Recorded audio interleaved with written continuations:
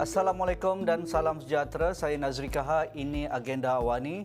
Satu perkara yang penting untuk kita teliti iaitu berkaitan dengan status rayuan pihak kerajaan Malaysia di Mahkamah Rayuan berhubung keputusan kerajaan untuk menangguhkan pelaksanaan keputusan pada 9 September 2021 oleh Mahkamah Tinggi memberikan hak ibu warga negara Malaysia untuk mendaftarkan anak yang lahir di luar negara bagi ibu yang berkahwin dengan warga asing. Jadi keputusan pada hari ini di mana pihak hakim membuat keputusan rayuan pihak kerajaan itu akan dikemukakan ataupun didengar sekali lagi pada 22 Jun 2022, iaitu 3 bulan dari sekarang. Jadi adakah ini merupakan satu berita gembira bagi pihak yang berkaitan iaitu Family Frontiers yang membawa suara ibu-ibu dan keluarga yang terlibat ini untuk membawa kerajaan Malaysia membenarkan anak-anak yang lahir di luar negara, apatah lagi di dalam pandemik COVID-19 ini, untuk mendapatkan kerakyatan dan segala dokumen dan mereka akan mendapat manfaat sebagai seorang warga negara. Jadi Suryani Kempe ada bersama saya pada hari ini. Assalamualaikum Suryani. Waalaikumsalam, Tuan Haji. Terima kasih Suryani. Jadi dengan status keputusan hakim pada hari ini, apa langkah seterusnya oleh pihak Family Frontiers yang diketuai oleh Suryani sendiri? Jadi kita tahulah pihak kerajaan pun masih meneruskan rayuan berhubung keputusan Mahkamah Tinggi 9 September. Dan keputusan itu yang kita tahu memang memberikan hak kepada ibu warga negara yang berkahwin dengan pasangan bukan warga negara untuk menurunkan atau menganugerahkan kewarganegaraan kepada anaknya yang lahir di luar negara. Dan yang betul-betul memang masa tu kami teruja tentang keputusan Mahkamah Tinggi ini adalah kerana keputusan ini terpakai bukan sahaja kepada ke-6 ibu yang memfailkan kes ini bersama kami, Family Frontiers, tetapi ia terpakai kepada semua wanita Malaysia yang terkesan. Dan oleh kerana itu, kes kami didengar oleh pihak Mahkamah Rayuan hari ini dan kami serta ibu-ibu yang terkesan semua mengharapkan keputusan yang terbaik insya-Allah. Tetapi yang seperti mana Cik Nazri kata tadi, keputusan itu cuma akan didapati pada 22 Jun depan nanti ya. Jadi tapi kalau boleh saya ingin menjelaskan bahawa pada bulan Disember pihak kerajaan juga ada memfailkan penggantungan pelaksanaan penghakiman, stay of execution nak kita panggil dalam bahasa Inggeris, untuk menangguhkan pelaksanaan keputusan mahkamah, dan permintaan untuk menggantung pelaksanaan keputusan mahkamah itu sebenarnya ditolak oleh Mahkamah Rayuan pada bulan Disember.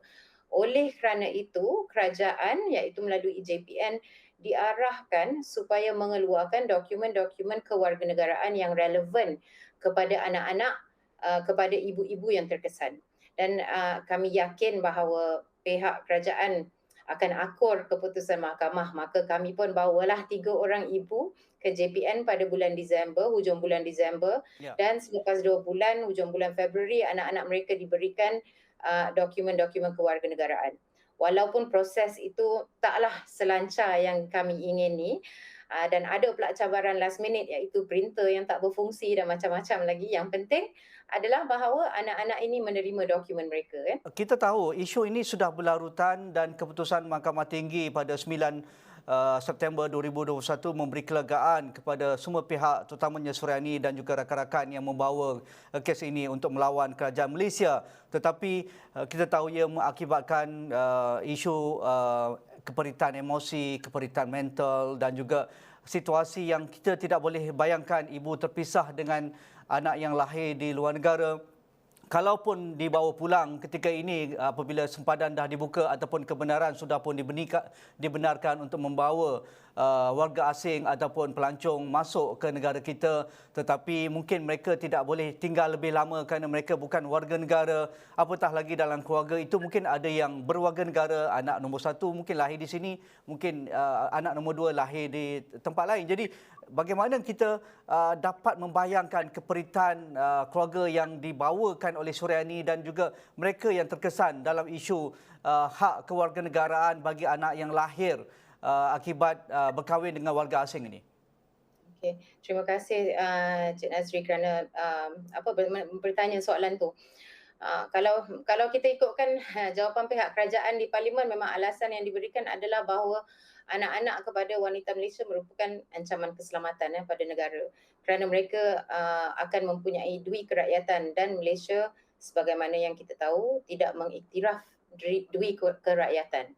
Tetapi kalau kita kupas sikit isu ni, kita akan nampak bahawa masalah dui kerakyatan ni bukan datang dari kaum wanita Malaysia. Kalau seorang warga lelaki kahwin isteri warga asing dan negara asal perempuan itu memberi hak kepada warga perempuannya untuk menganugerahkan kewarganegaraannya kepada anaknya, maka anak itu akan menjadi warga negara Malaysia serta mendapat kerakyatan negara ibunya juga. Dan kalau kedua-dua suami isteri adalah warga Malaysia dan anak mereka dilahirkan di negara yang menganugerahkan warga negara atas dasar jus soli, iaitu anak itu dilahirkan di negara itu, contohnya negara Amerika Syarikat, maka anak itu pun ada dui kerakyatan. Jadi masalah dui kerakyatan ni kita tak boleh selesaikan dengan cara menafikan hak wanita Malaysia untuk menganugerahkan warga negara mereka kepada anak-anak mereka yang lahir di luar negara. Dan kalau kita tengok pun isu ni sebenarnya tak masuk akal. Sebab katalah ada seorang wanita warga Malaysia kahwin dengan lelaki Thai, saya beri contoh dan mengandung. Dia plan nak lahirkan anaknya di Kota Baru, itulah plan asalnya, dan sebelum dia bersalin dia berjalan-jalan, dia ke Golok dan tiba-tiba disebabkan kesulitan dia melahirkan anaknya di sana. Dan sebab itu anak itu lahir di Golok, maka anak itu bukan warga Malaysia.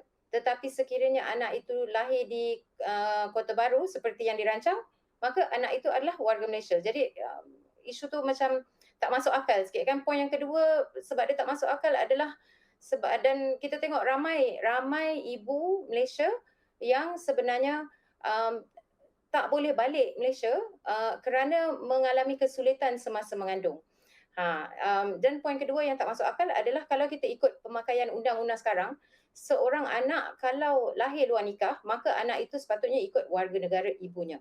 Oleh itu, undang-undang sekarang sebenarnya menyampaikan mesej yang pelik kepada wanita Malaysia, iaitu bahawa sekiranya mereka berada di luar negara dan mempunyai pasangan asing, lebih baik untuk mereka jangan kahwin sebelum melahirkan anak, kerana itu akan menjamin bahawa anaknya itu akan mendapat kewarganegaraan Malaysia.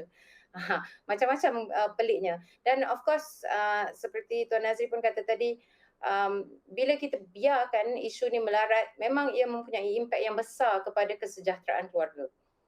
Anak-anak yang mempunyai status, ada yang mempunyai anak-anak yang ada status stateless, iaitu tidak mempunyai kewarganegaraan apa-apa, dan ini sangat bahaya kerana ia menafikan seorang anak itu akses kepada banyak hak lain. Ini kerana hak kewarganegaraan adalah pintu kepada hak untuk mendapatkan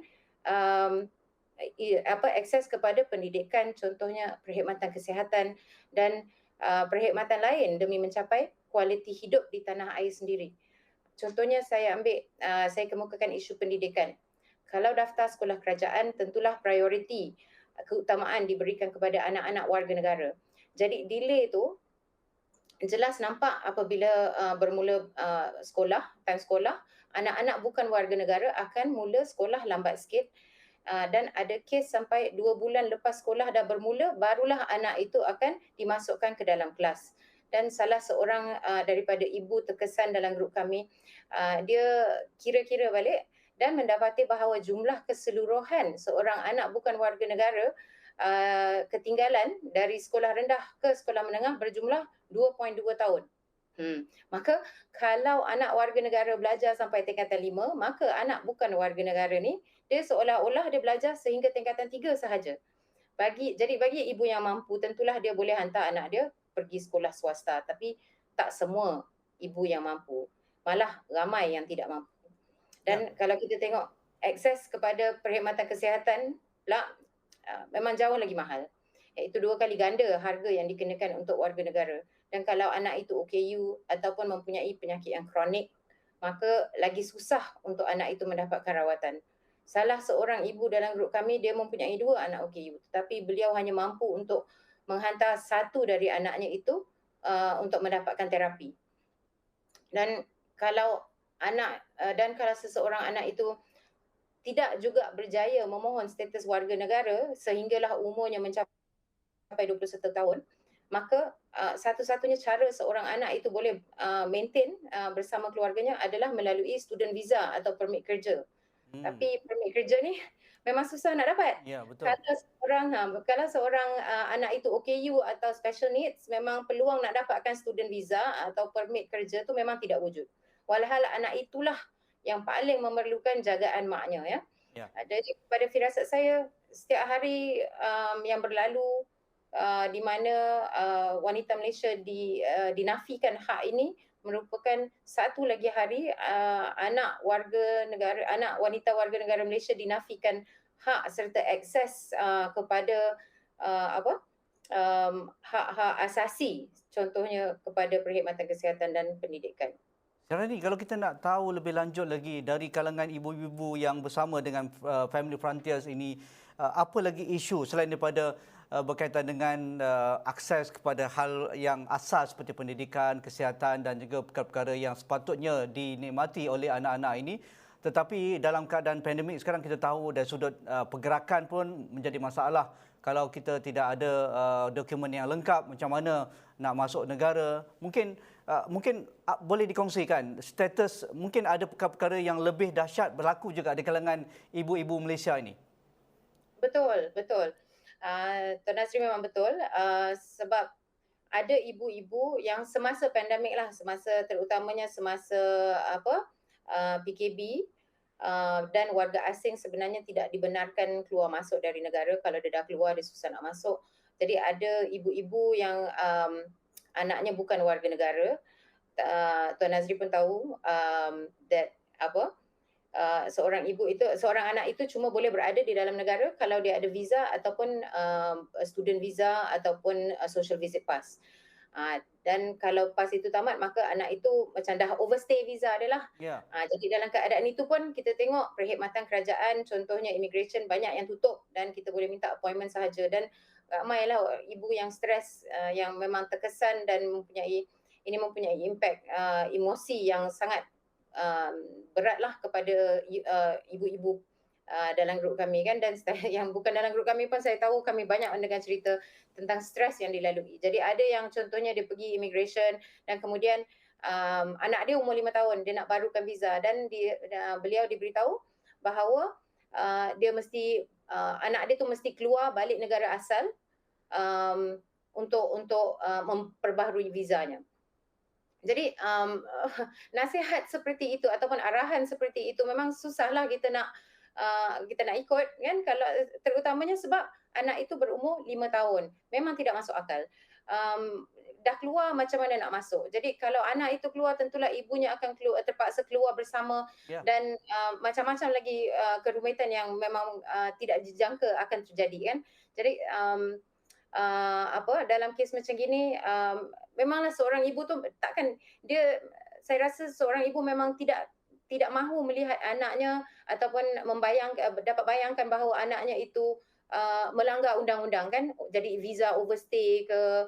Jadi tentulah kita nak anak kita itu selamat dan tidak ada kita tidak akan terpisah. Anak itu tidak akan terpisah dari kita. Tapi dalam kes-kes macam gini memang banyak kita tengok ibu yang stres dan kes tertekan tu memang terang sangat, sebab isu ni tidak boleh diselesaikan. Dan sebenarnya saya pada firasat saya lah, sebenarnya isu ni senang nak diselesaikan. Kerajaan cuma kena mengiktiraf wanita untuk membolehkan wanita menganugerahkan warga negaranya kepada anaknya. Itu saja, senang. Tapi kita tengok macam-macam pula cabaran yang kita hadapi sekarang kan.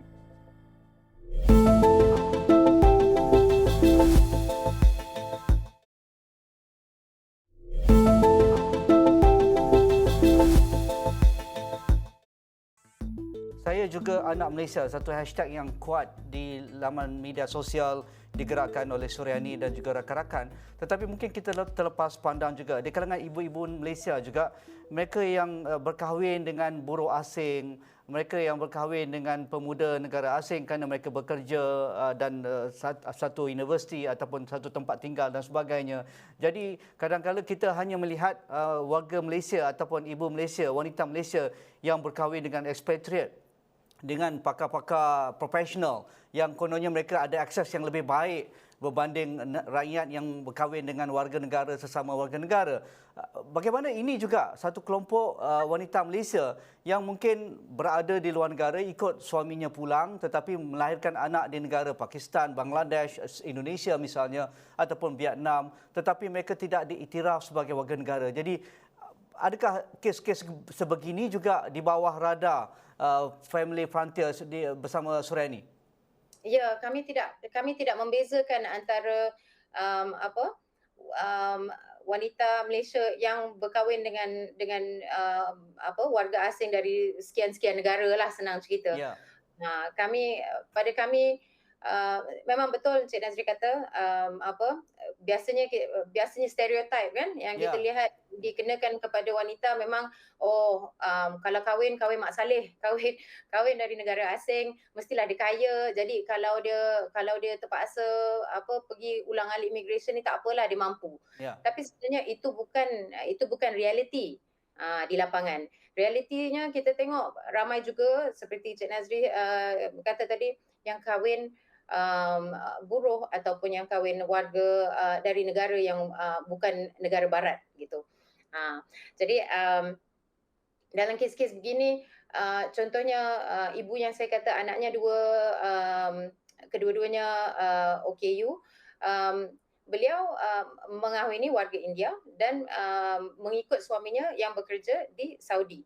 Dan oleh itu anaknya walaupun yang anak pertama lahir di Malaysia, anak kedua itu lahir di negara Saudi dan dekat sana kita tahu bahawa dia cuba balik Malaysia. Tapi disebabkan kesulitan tak dapat balik Malaysia untuk melahirkan anak. Jadi anaknya itu Saudi tak nak kasih warga negara, Malaysia pun tak nak kasih warga negara. Jadi walaupun ibu tu dia hendak anaknya itu mendapatkan warga negara Malaysia, dia terpaksa, dia dah stuck dekat Saudi tu, dia tak boleh keluar tanpa pasport. Jadi dia terpaksa, anak itu terpaksa mengikut kewarganegaraan ayahnya, iaitu warga negara India untuk dia dapatkan pasport untuk keluar Saudi dan pulang ke Malaysia. Jadi macam-macam dan dalam kes-kes begini walaupun stereotipnya kita biasalah kalau kahwin mak saleh agaknya kita banyak duit.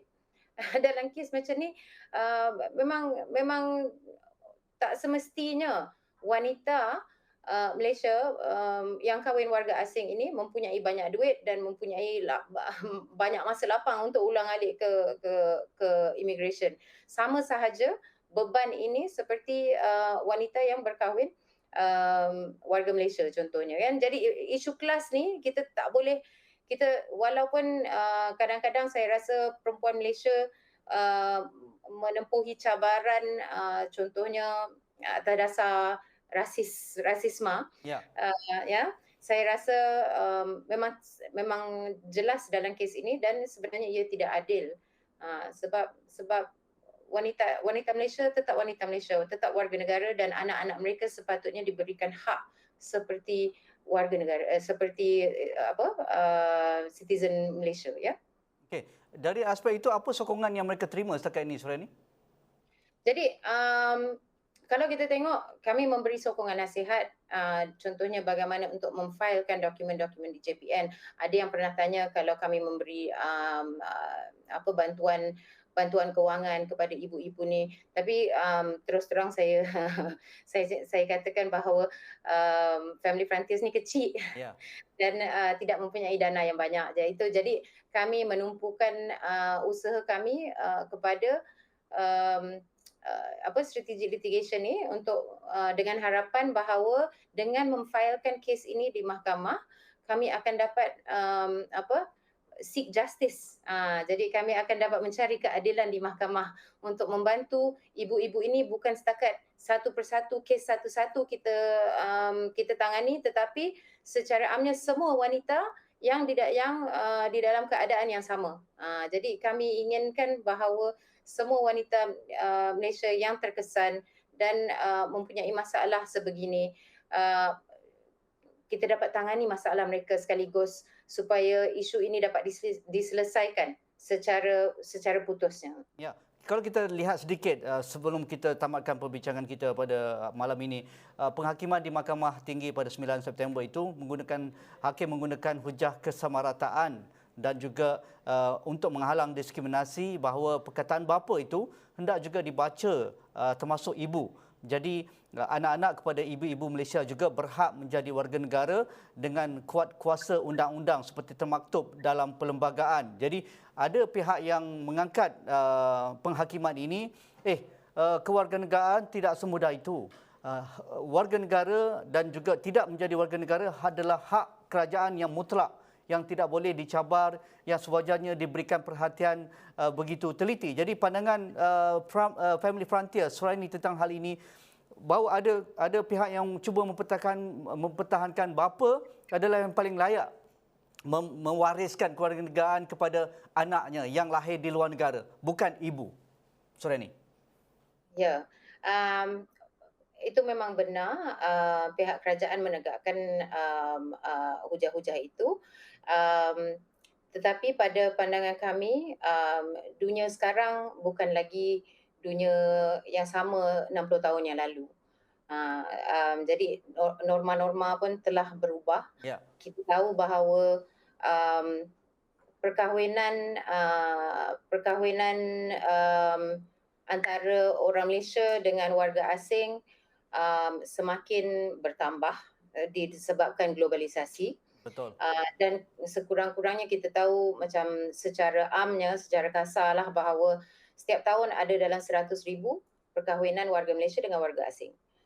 Dan kalau 50% daripada perkahwinan itu adalah warga wanita Malaysia, dan sekurang-kurangnya itu dah 50,000. Dan kalau seorang ibu mempunyai sekurang-kurangnya, kita ambil secara am lah ya, kalau seorang ibu itu mendapat anak 2 orang secara standard, maknanya 100,000 anak warga wanita Malaysia setahun yang terkesan dalam isu ini. Jadi, dan tentulah yang kita tahu, antara hujah yang kami kemukakan juga adalah bahawa Perlembagaan Persekutuan sebenarnya tidak menyebut bahawa seorang ibu tidak boleh menganugerahkan kewarganegaraan kepada anaknya. Dia cuma tak sebut sahaja perkataan ibu. Dan oleh itu kami membawakan hujah bahawa hak yang berkenaan hak kebebasan asasi, iaitu fundamental liberties di dalam Perlembagaan Persekutuan, mestilah diterjemah secara umum dan secara merangkum. Manakala pemakaian terjemahan undang-undang yang menarik balik hak ataupun limiting the rights, contohnya tidak boleh buat ni, tidak boleh buat tu, mestilah ditulis secara terang dan jelas di dalam undang-undang secara eksplisit. Maknanya sekian-sekian tidak boleh, sekian-sekian tidak boleh. Tapi kita tahu dalam Perlembagaan Persekutuan dia jelas dan terang tidak menyebut bahawa seorang ibu tidak boleh menganugerahkan kewarganegaraan kepada anaknya yang lahir di mana-mana. Okay. Suraini, semoga berjaya membawa kes ini dan juga pihak yang berkenaan dapat memberikan segala akses kepada ibu dan anak mendapatkan kerayatan dan dokumen yang diperlukan, walaupun pihak kerajaan Malaysia melalui JPN dan KDN membawa rayuan ke Mahkamah Rayuan yang ditunda sekali lagi hingga 22 Jun, dan saya rasa ini perbincangan yang wajar kita jadikan sebagai satu debat nasional. Semoga pihak-pihak yang terlibat ini membuka mata, dan juga rakyat Malaysia, ibu Malaysia, wanita Malaysia dan anak mereka perlu juga diberikan hak yang sewajarnya. Terima kasih Suraini Kempe daripada Family Frontiers berkaitan dengan kronologi hak kewarganegaraan bagi anak-anak Malaysia ataupun anak-anak dari ibu Malaysia yang lahir di luar negara yang berkahwin dengan bukan warga negara. Itu sahaja. Terima kasih Suraini sekali lagi. Itu sahaja agenda Wani pada malam ini. Assalamualaikum. InsyaAllah kita jumpa lagi.